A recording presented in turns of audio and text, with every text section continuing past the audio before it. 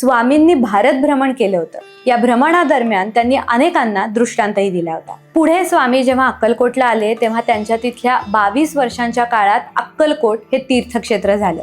त्यानंतर पुढे एकदा ते जगन्नाथपुरीला सुद्धा गेले. तिथे बडोद्याचे आळवणी बुवा म्हणून एक सत्पुरुष होते. ते त्यांच्या 3 शिष्यांसह दर्शनासाठी आले होते, पण एकाएकी आजारी पडले आणि विकलांग झाले. कोणाला मदत मागण्या इतकी ताकद किंवा शक्ती सुद्धा त्यांच्यामध्ये उरली नव्हती. त्यांची अवस्था ही अतिशय मरणप्राय झाली होती. आणि तेवढ्यात स्वामी तिथे आले आणि त्यांनी फक्त त्यांची नजर आळवणी बुवा आणि त्यांच्या 3 शिष्यांवर टाकली आणि चमत्कार, या 4घांचाही आजार पळून गेला. त्यानंतर स्वामींनी त्यांना पोटभर जेवायला सुद्धा दिलं. आळवणी बुवांचा तर क्षणभर याच्यावर विश्वासच बसत नव्हता. त्यांनी स्वामींना लगेच विचारलं की ते कोण आहेत आणि कुठून आलेत. तेव्हा स्वामी त्यांना म्हणाले, माझा सर्व विश्वात संचार आहे, पण सह्याद्री पर्वत, गिरिनार पर्वत, काशी क्षेत्र, मातापूर, करवीर, पांचाळेश्वर, औदुंबर, नरसिंहवाडी, गाणगापूर ही माझी काही आवडीची विशेष ठिकाणं आहेत. हे ऐकून लोकांनाही आश्चर्य वाटलं.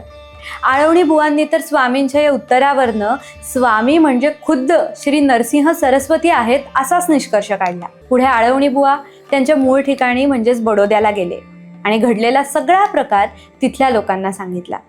आणि पुढे याच आळवणी बुवांना श्री स्वामी समर्थ भक्त म्हणून ख्याती मिळाली. स्वामींनी अनेक लोकांना अशाच पद्धतीने भक्ती मार्गाला लावलं. धर्म म्हणजे काय, धर्माचं खरं स्वरूप काय आहे हे स्वामींनी भक्तांना समजून सांगितलं. स्वामींचा असाच अजून एक प्रसंग नेहमीच सांगितला जातो. मुंबई ठाण्याकडे एक लक्ष्मण नावाचा कोळी राहायचा.